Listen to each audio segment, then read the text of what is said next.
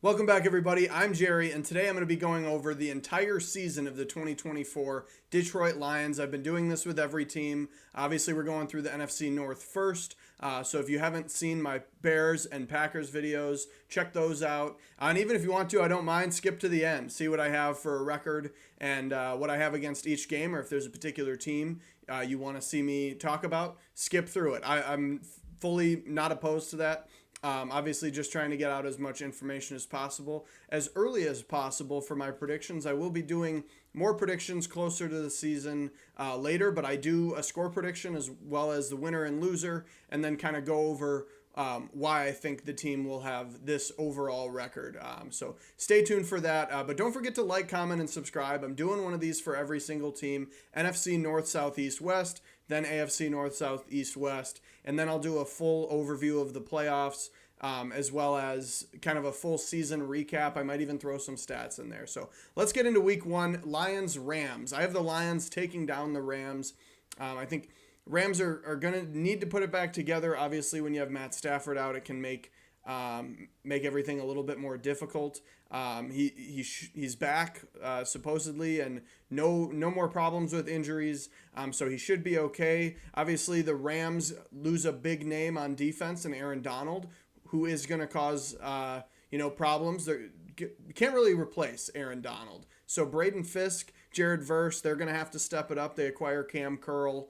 Obviously, those are your notable Rams rookies in Fisk and Jared Verse, which having those as two of the bigger names on your defense is not the greatest, especially when you lose a guy like Aaron Donald, who seemed to be the commanding force. Obviously, the Rams still have Stafford, Cooper Kupp, and the Lions with a lot of nice acquisitions to help guard against those big names in Cooper Kupp, Puka Nacua, and Matt Stafford, Kyron Williams, as well as the Rams on the other side. Though they end up getting Tre'Davious White, so another big name for them, but I don't think it's going to be enough. So I think it's going to be a higher scoring game. I think the Lions have kind of shown that they know how to put it together and know how to put together an offense. And with the Rams defense supposedly, or as of right now, seems like it got worse.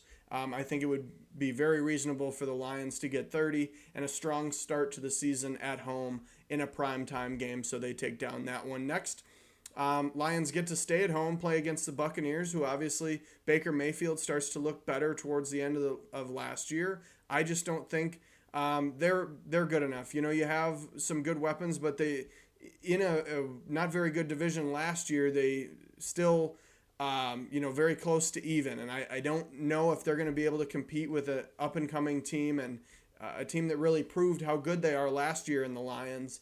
So I am riding this Lions hype train for right now and having them take down the Buccaneers 28-17. Although I think this could be a close game. It's week 2. It's at noon. It's in Detroit.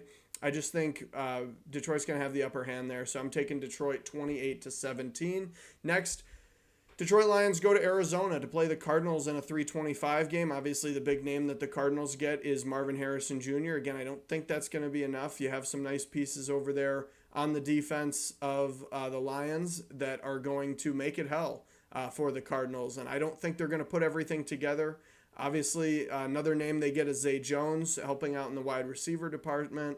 But I just don't think there's going to be enough there from Kyler Murray and the Cardinals. And I am not a big believer in the Cardinals anyway. There's a reason they had such an early pick in the draft, and it's because they aren't a very good football team. And I don't think that they've gotten better enough. I don't think the addition of Marvin Harrison Jr. and Zay Jones is really going to be a big difference maker. So I'm taking the Lions in this one, 24-13, getting a very hot start and keeping it going. With taking down the Seahawks 21-17. Obviously, the Seahawks, big name Byron Murphy the second comes in there to be paired with Leonard Williams, who I think that duo can be one of the best interior defensive line duos, or whatever they decide to do with him. I think that can be great, and I like how the Seahawks defense just keeps getting better. You have Devin Witherspoon and Reek Wallen over there that are able to lock down in the secondary, as well as, we talked about Leonard Williams and Byron Murphy the second. So I'm taking the Lions though in this one, 21-17. Again, a little bit lower scoring for the Lions. I just don't see the offense putting it together. Geno Smith had a great year 2 years ago and then kind of took a step back last year and seemingly got better with acquiring JSN. But maybe too many cooks in the kitchen over there with Metcalf, Lockett, and JSN. But either way, I'm taking the Lions 21-17 in this one, as the Lions start off 4-0 and come into a trap game going into Dallas right after the bye week. The Lions are on their, they're ready to go. They've been winning the games. They're kind of kicking back, and then they have their bye week. They're relaxing. Then they go into Dallas, into Jerry World, and I think the Cowboys take them down in a trap game from a Cowboys team that really doesn't make too many massive improvements or sign any major free agents or anything. But you still have your main pieces on your defense in Micah Parsons, Trevon Diggs, Deron Bland, and then you get Ezekiel Elliott, back again to take the commanding role. He doesn't have to deal with Tony Pollard behind him anymore. And I think if we can see Zeke improve for once for a year, that would be great for him especially. But I think with Zeke coming back, I think that can be a refreshing piece for the offense, although he has been declining since he entered the league. And then you still have CeeDee Lamb and all the great receivers, a nice tight end room as well in Dallas. And I just think this, to me, is adding up to be that kind of trap game where the Cowboys always do seem to do well in the regular season. And if the Lions are 4-0 coming off a bye week, you would think Dan Campbell would have them, ready to go for the game. And I think they would. But I can sense a trap game somewhere in the season, and it's versus the Cowboys for me. So I got the Cowboys taking down the Lions 24-14. Then Vikings-Lions. The Vikings I don't have high hopes for. I think they're going to struggle, especially with having your quarterback options be Sam Darnold and J.J. McCarthy. And I think you're going to have a disgruntled receiving room between Justin Jefferson, Jordan Addison, and then T.J. Hawkinson. I think it'll just make it difficult for them. And this early in the season, only week 7, game 6 for the Lions. I don't think the Vikings are going to be able to do it even at home. Minnesota is a difficult place to play. Obviously, Minnesota gets some good additions in Aaron Jones, Dallas Turner as well on defense. You have Jonathan Grenard on defensive line, and then notable name like Ivan Pace Jr., who was an undrafted free agent last year that kind of stood out for them. Obviously, those guys are still around, but you do lose Danielle Hunter, so that's the other thing. Yes, you get Jonathan Grenard, who played well under a great defensive coordinator, now head coach in DeMeco Ryans, but then you have to deal with losing Danielle Hunter, and I think Brian Flores will be able to use Jonathan Grenard in the best way possible, but I think you're downgrading there. I think you're downgrading at quarterback, and I think you're running into a tough situation. So I don't think the Vikings put it together yet, and the Vikings end up losing to the Lions 13-20. Next we have Lions-Titans, another win. Lions 28, Titans 14. I don't know what to think of the Titans this year. It's very difficult because it's hard to believe in Will Levis so far. Yes, you acquire Calvin Ridley. You get Tony Pollard, who I thought was a really interesting signing for them because I think he's very similar in his style of Tajay Spears. If you think back to when Tony Pollard was his best, he was a counterpiece to Ezekiel Elliott, who we just talked about. And he was just kind of that guy that fills in, makes big plays when you need to. And that's kind of what Tajay Spears was behind Derrick Henry. So now you kind of have two of those guys that are going to have to fill that role. I thought that was an interesting move. Obviously, you acquire Tyler Boyd. You still have DeAndre Hopkins. You acquire L'Jarius Sneed. So a lot of big names over there that you can use. But you also lose Derrick Henry and Mike Vrabel, which seem to be, to me, the heart of that team. So I think it makes it difficult to have them winning this one against a dominant Lions team last year. So the Lions end up winning at home 28-14. Then going into Green Bay, tough one. I think Green Bay is going to be a great football team this year. If you watch my Green Bay Packers season video, you already saw this score. So I won't go too in depth, but we can talk about all the acquisitions the Packers had. in Josh Jacobs and Xavier McKinney being the big names. And then Jordan Love still has all of his no-name wide receivers that are all making names for themselves. And I think acquiring Josh Jacobs is going to make it very difficult, especially from what I believe is a fairly weak interior defensive line from the Lions. And I think that's going to cause trouble for him. So I have the Packers winning, especially at home, 24-20 in an afternoon game in Game 8, Week 9. Texans-Lions. The Texans, this is a tough one. And if I was to pick another one that could kind of go away, I think you can look at this as a trap game as well for the Lions. We talked about the Cowboys. I didn't want to have them losing in every trap game, and I'm kind of looking at the overall record. Actually went back in this one and gave them the win. I originally had them losing to the Texans. I'm high on the Texans this year, but the Texans are going to have some tough games. The Lions are going to have some tough games, and it seemed to work out better for me to have them to have the Lions taking down the Texans at this point. So I know the Texans play great football last year. They get way better, adding Joe Mixon, Stephon Diggs, Danielle Hunter. And honestly, making a great team better is a recipe for a win, but the teams are going to have to lose, and this is just a game where I have the Lions winning 24-17. I don't really have too many other great reasons that I can defend the Lions for it, but other than they're a good football team. And, we talked about last week. They lose a rough game against the Packers. They want to come back better than ever. They had to play back-to-back away games. They're going to come out swinging.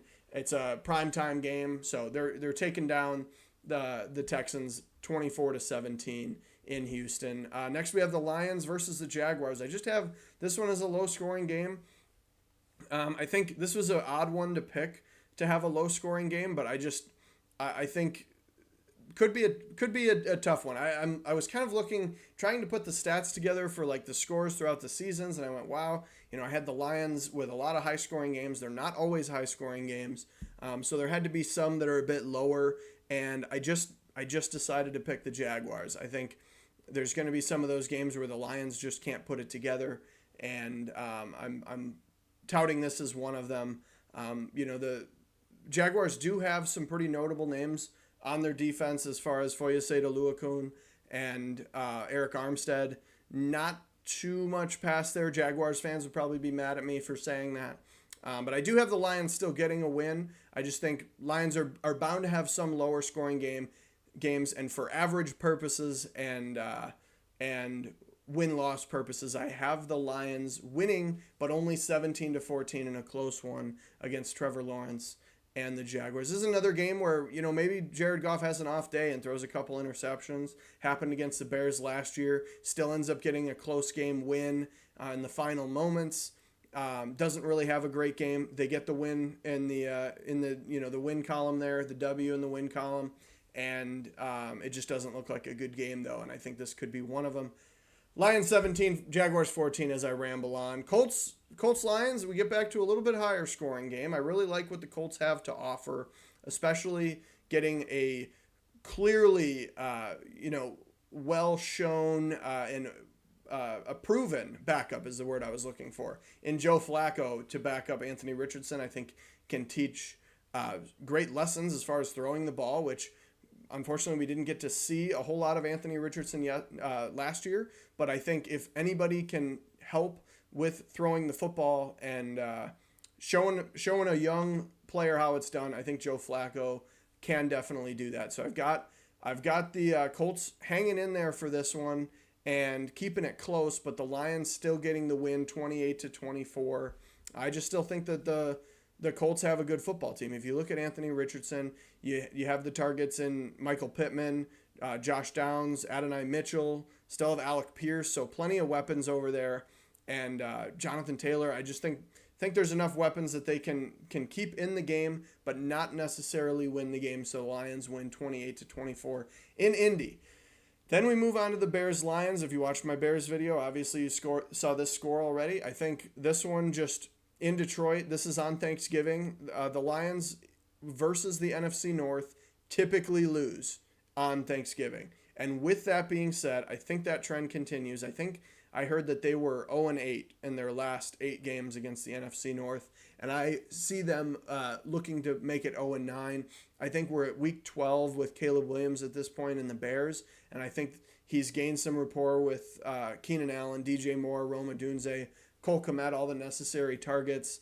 I think DeAndre Swift maybe has found his role in the offense, and I think it's just looking to me, with looking at the statistics from prior years and how well any team against the Lions has played on Thanksgiving, it just adds up to be a Lions loss on Thanksgiving. So I have the Bears taking them down 27-21, basically just going off of history for that one in Week 13, Game 12. Then we have Lions-Packers. This is where the Lions come back. They're at home. We already talked about the matchups. I just think the Lions are upset about the previous matchup. They want revenge. They're coming back. Maybe Green Bay's dealing with some injuries, or people are finally starting to understand Jordan Love and in the offense. They say that a lot of quarterbacks, if they have a lot of success in their first year, it's easy to regress because there's more tape and there's more film, and you can pay attention to trends, and it can lead to issues in that case. If you look at Patrick Mahomes, not a great example because of how great he's playing every year, but every year he's played, it's just been top-notch football, but he also has declined pretty much every year if you want to look at major stats as far as, passing yards, touchdown to interception ratios. It does kind of go down. So I think not that Jordan Love is going to be Patrick Mahomes, and not that that was really a great comparison at all, but I think this late in the season too, I think it would be easy to say that maybe the Lions have the Packers number at home, primetime game. They lost the first one, fighting for a close division. If you saw my other videos, needing to stay in it, I have the Lions taking down the Packers 31-20, Week 14. And then the Bills. Bills, I just think are a great football team still. Obviously, you lose Stephon Diggs, and difficult to live with that. I think the Bills are still a good football team. I think Josh Allen's the better quarterback, and I think they're still going to compete. I think this is another game where when I was looking at the record, I kind of had a record that I was shooting for with the Lions to get throughout the year. And I think if you weigh in the games, like we talked about the Texans, we talked about Dallas, I think this game would be another one where it could go the other way, but I think it all ends up evening out, that ends up getting to the record that we have in the end. But I'm taking the Bills in this one. I still think, again, they're a dominant football team. Obviously, they lose some key pieces on their defense, which would not suggest a score of Lions 17. But I just think they're going to compete, and they're going to need to compete late in the year. So I'm taking the Bills 27, Lions 17 in that afternoon game. And then the Bears-Lions again, I think this is another close one. This is in Chicago. You'd hate to see the Bears lose in Chicago as a Chicago Bears fan. But I just really thought that the Bears and the Lions would split this year. They split last year. The Bears, in my opinion, did get better than the Lions, but I also think the Lions kind of had some fluke off games where they just didn't play as well. Now, is that because of Matt Eberflus's defense and having the Lions number, or is that because the Lions just had an off day? We don't know, but I think the Bears and the Lions split, so it was fitting for history purposes that the Lions lose on Thanksgiving, but then that also results in the Lions coming into Chicago and taking down the Bears in another close game. This could turn out like last year, where it's a bit of a fluke game. Bears are leading most of the game, 17-14 or something, and Dan Campbell is getting greedy and not taking field goals as he does to tie the game, ends up getting a game-winning touchdown. I could totally see something like that happening. But I'm taking the Lions in this one, 21-17 against the Bears. Then we go to San Francisco. This, again, we talked about the major games. Houston, Dallas, Buffalo, and then the 49ers. I think all of these games, you can kind of flip them back and forth, could go either way. I've got them losing 3 games, winning 1, but I think it could go vice versa. I think they could lose all 4. I think they could win all 4. It really could go either way for me. But I'm taking the 49ers. I still think they're a dominant football team. Brock Purdy to me has proved that he's at the very least a top 10 quarterback. I think you could try to make arguments for top 5. That might be a bit of a stretch, but at the very least top 10. And obviously the 49ers don't really lose too much talent in this offseason. We'll see what happens in the wide receiver room if they end up having to get rid of Brandon Ayuk or Deebo Samuel. Juwan Johnson actually just signed a 2-year, $15 million contract with $10 million guaranteed. Does that point to one of those wide receivers being on the move? Obviously, the 49ers do acquire a receiver in Ricky Pearsall, so that obviously would suggest as well that they might have to move on from one of those receivers. But I like the 49ers still. I think they're going to be one of the best teams in the NFC. And we're in San Fran. I'm taking the 49ers at 31-27. And then the last game of the season, the Vikings fighting for what at this point? Probably nothing. But, keep it close in a game. Kind of do maybe slightly what the Bears did a few years ago, where they had the worst record in the league, but they showed a lot of promise, lost a lot of close games. I think that could be the Vikings this year, which could end up turning out positive for them. Obviously, you have J.J. McCarthy, and you didn't have to trade a next year first for him. So I think, with where the Vikings are at, I think they're going to be a fine football team, but I think they'll be last in the division. And I think the Lions are just a much better football team. Even by week 17, you could see a lot of development for J.J. McCarthy or Sam Darnold in the offense, whichever way it goes.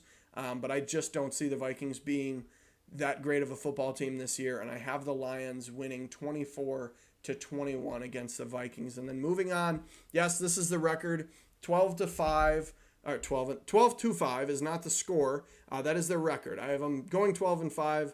Again, we talked about the games that I think could go either way. I think you got Dallas, Houston, Buffalo, and then San Fran. I think could all go either way. I think you could make an argument that the Bears could sweep the Lions, especially bringing up how close the games were last year, and the Bears, on paper getting a lot better than the Lions. As well as I have the Packers splitting with the Lions. I think the Packers could sweep them. So if you factor in all those games, they all kind of even out. So like I said, I have them losing to the Cowboys, Bills, and 49ers. I think 12-5 is a good spot for the Lions. I think they're going to be the best team in the division. I had 11-6 for the Bears. I had 11-6 for the Packers, and I just think the Lions are going to win the division. Made it very difficult on myself early on with these predictions, because it wouldn't be normal to have two 11-6 and a 12-5 team in the division. But again, I don't think the Vikings are going to be very good. So I think you've kind of got that going for you there. But let me know what you think. Is the Lions at 12-5? Is that a fair record? Or is there any games I'm wrong about? Again, I will admit right now that the Cowboys, Bills, and 49ers and the Texans all could go the other way. But that's just how we have it. So again, let me know what you think down below. Thank you for watching, and have a great day.